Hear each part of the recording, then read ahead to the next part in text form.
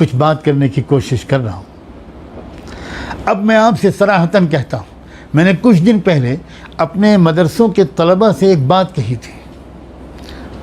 میں نے ان سے کہا تھا کہ دیکھو، میں بار بار اپنے بیانوں میں یہ بات کہتا ہوں کہ یہ عام زمانہ نہیں ہے، یہ نظم عالم کی تبدیلی کا زمانہ۔ یہ لفظ میں بہت بولتا ہوں، نظم عالم کی تبدیلی۔ ایک نیا ورلڈ آرڈر چاہیے دنیا کو، ایک نیا عالمی نظام چاہیے، اس کی تبدیلی ہوگی اور ہوگی۔ اور میں نے یہ بات بھی کہی تھی کہ شاید ایسا لگتا ہے، اپنے مدرسے کے طلباء سے مخاطب ہو کر میں نے کہا تھا کہ تم لوگ اب جب عالم بن کر نکلو گے تو وہ خاص وقت ہوگا جس میں بہت بڑے بڑے چیلنجز اس امت کو فیس کرنے ہوں گے۔ اس وقت تم کو تمہارا امتحان ہوگا اور ذمہ داری ہوگی کہ تم اس امت کو سنبھالو، اس امت کی قیادت کرو، اس امت کی رہبری کرو، اس امت کی رہنمائی کرو، اس امت کو مایوسی سے بچاؤ، اس امت کو فرسٹریشن سے بچاؤ، اس امت کو سرنڈر کر دینے سے بچاؤ، اس امت کو غصے میں آ کر نامناسب حرکتیں کرنے سے بھی بچاؤ، اس امت کو سنبھالو۔ تمہاری زندگی میں شاید، میں نے کہا تھا کہ شاید ہم لوگ زندگی گزر جائے، بڑے بڑے چیلنجز وہ شاید تمہاری زندگی میں آئیں۔ جس وقت میں یہ بات کہہ رہا تھا تو اس وقت مجھے خود بھی نہیں پتا تھا کہ چند مہینے کے بعد، ایک آدھ سال کے اندر یہ حالات پیش آ جائیں۔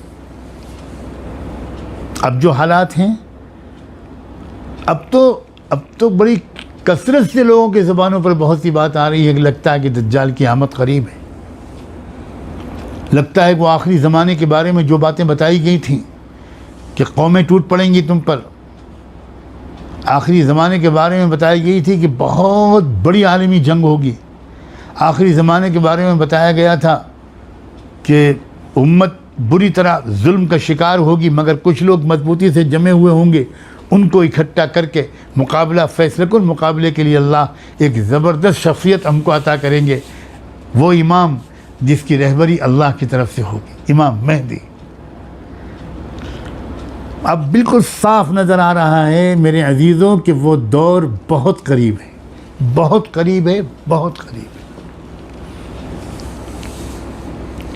اب اس موقع پر ایک فیصلہ میرے طلبہ کو کرنا ہے، ایک فیصلہ کرنا ہے، اور ان دنوں اور راتوں میں دعائیں مانگنی ہیں، وہ یہ کہ ہم کو اور کچھ نہیں کرنا، ہم کو امت کو سنبھالنا ہے۔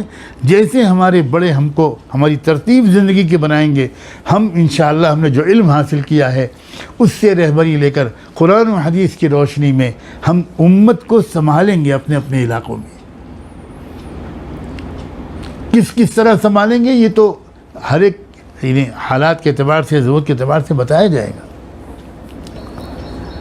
قلم کے ذریعے، زبان کے ذریعے، علم کے ذریعے، ایجوکیشن کے ذریعے کس طرح سنبھالو گے، لیکن اصل کام ہمارا یہی ہوگا۔ یہ فیصلہ اب ایک تو بچوں کو بھی کرنا ہے اور بچوں کے سرپرستوں کو بھی کرنا ہے۔ آپ سن رہے ہیں میری بات، میں کون سا واسطہ دوں آپ کو؟ اللہ کا، اس کے رسول کا واسطہ دوں؟ کیسے کہوں کہ آپ بالکل فیصلہ کر لیں اور آپ یہ بالکل طے کر لیں، ٹھیک ہے میں نے اس ایک بچے کے بارے میں تو بالکل فیصلہ کر لیا کہ یہ انشاءاللہ تجربے کاروں کی مشورے اور رہنمائی کے مطابق یہ امت کو سنبھالے گا اور دین کو سکھانے اور سمجھانے کا کام کرے گا، ترجمان بنے گا قرآن کا، ترجمان بنے گا محمد الرسول اللہ صلی اللہ علیہ وآلہ وسلم کا۔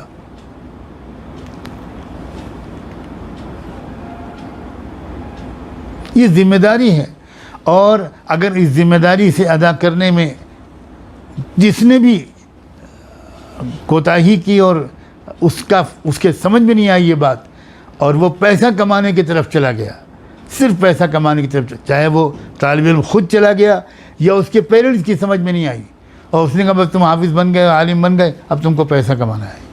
خدا کے بندو، میں پھر کہہ رہا ہوں، پیسہ کمانا حرام نہیں ہے، یہ تو فرض ہے، بہت اچھا کام ہے، لیکن یہ زندگی کا مقصد علماء کا بھی بن جائے، باقی سب کا تو مقصد بن گیا.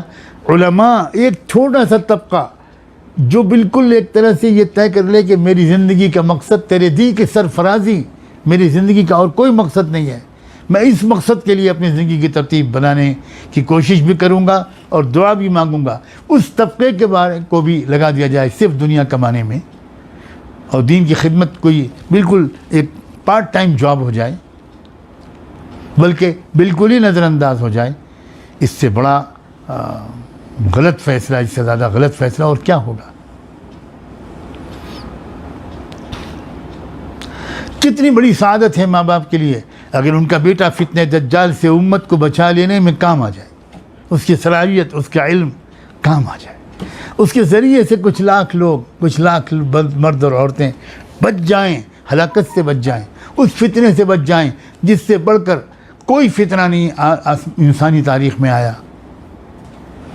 سعادت مندی کی بات ہے.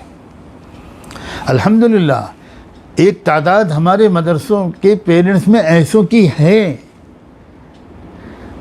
جن کی نیت یہی ہے ان پیرنٹس کی کہ بس ہم کچھ نہیں چاہتے ہیں میرا بچہ دین کی مقبول خدمت کے لیے قبول ہو جائے. بعض بیوہ عورتیں اپنے بچوں کو پڑھوا رہی ہیں، بڑی تکلیف برداشت کر کے پڑھا رہی ہیں، اور رو رو کر کہتی ہیں کہ ہم صرف اس لیے چاہتے ہیں اپنے بچے کو، ہم چاہتے ہیں کہ یہ دین کی خدمت کرنے والا ایک مقبول بندہ اور عالم بن جائے. یقیناً ایسے بہت سے لوگ ہیں. بہت مبارکباد. اور مجھے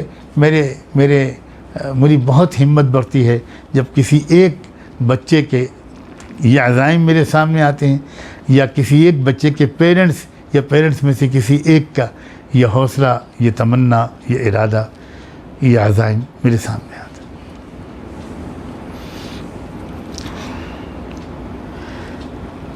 جب ایمرجنسی آتی ہے کسی ملک پر تو تمام فوجیوں کی چھٹیاں کینسل کر دی جاتی ہیں.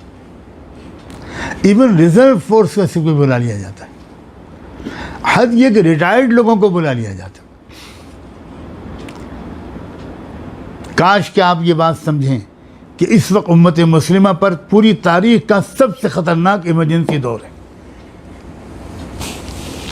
اس وقت تو غیر علماء کو بھی ذمہ داریاں سنبھالنی پڑیں گی، چاہے کہ علماء وہ بندے جنہوں نے قرآن و حدیث کو پڑھا. یہ ذہن میں رکھیے گا کہ جو دوسرے علوم ہم پڑھا رہے ہیں اپنے مدرسوں میں، ہم سائنس پڑھا رہے ہیں، میتھمیٹکس پڑھا رہے ہیں، ہم انگلش اور کمپیوٹر اور بہت کچھ پڑھانے کی کوشش کر رہے ہیں، اس پڑھانے کے پیچھے ہمارے ذہن میں یہ بالکل نہیں ہے کہ ان چیزوں کو پڑھ لیں گے تو بہت پیسہ کمائیں گے. ہمارے ذہن میں ان سبجیکٹس کو پڑھانے کا فیصلہ ہم نے مدرسے میں اس لیے کیا ہے کہ ان سبجیکٹس کو جو بچے پڑھ لیں گے وہ دین کو نئے زمانے کے لوگوں کے سامنے ان کی اپنی زبان میں پیش کر سکیں گے. تو یہ بھی صرف ان کو اچھا عالم اور داعی بنانے کے لیے یہ سبجیکٹس پڑھائے جا رہے ہیں. میں بار بار اس پر توجہ دلاتا ہوں، لیکن مجھے ابھی تک یہ ڈر لگ رہا ہے کہ ہمارے بچوں میں سے اکثر کے ذہن میں یہ کانسیپٹ شاید کلیئر نہیں ہے. کوئی کیا بننے کی پلاننگ کر رہا ہے، کوئی کیا بننے کی پلاننگ کر رہا ہے، کوئی کیا بننے کی پلاننگ کر رہا ہے. بچوں، اے لوگوں، اے اللہ کے بندو، ذرا ہمت سے کام لو. اور اگر کوئی شخص اچھی استعداد پیدا کر لے اور اپنے بڑوں سے وابستہ رہ کر اخلاص اور تقوی کے ساتھ اگر دین کی خدمت کرنے کی ذمہ داری قبول کرے، ایسا عالم دین روزی کی تنگی میں بھی الحمدللہ نہیں رہتا. اللہ تعالیٰ اس کے لیے انتظام کرتے ہیں. اللہ تعالیٰ اس کے لیے انتظام کرتے ہیں.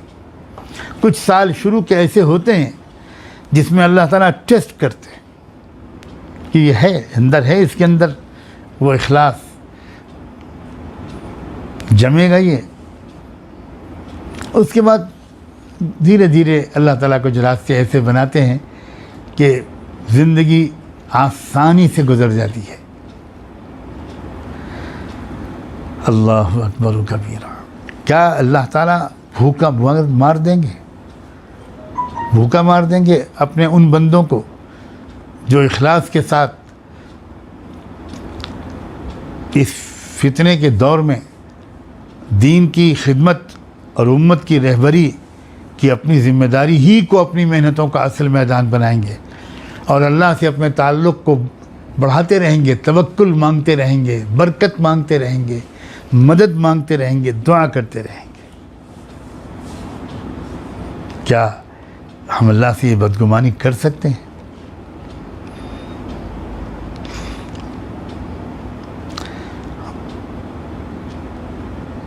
یہ دور بڑا خطرناک دور ہے جو آیا ہے۔ انشاءاللہ امت کی بڑی تعداد اس دور سے نکلے گی اور اللہ تعالیٰ انہی کے ذریعے سے پوری دنیا میں انقلاب برپا کروائیں گے۔ دنیا کا سسٹم بدل جائے گا، ماحول بدل جائے گا، ہر طرف انصاف ہوگا بالکل۔ اور جن بندوں کی کوششوں کے ذریعے سے یہ شاندار تبدیلی آئے گی، آپ بتائیے ان بندوں کا مقام کیا ہوگا؟ ان بندوں کا اللہ کی نظر میں کیا اسٹیٹس ہوگا؟ کتنا اونچا مقام ان کو اللہ تعالیٰ عطا کریں گے، اور ان کے پیرنٹس اور ان کے سارے گھر والے، پورے خاندان والوں کو ان کے ذریعے سے دنیا سے لے کر آخرت تک کس قدر عزت ملے گی۔ اس لیے میرے عزیز طلبہ، یہ دوسری بات، دوسرا مضمون بھی یاد رکھنا، یہ دور بہت ہی سخت قسم کی آزمائشوں اور فتنوں کا آ گیا۔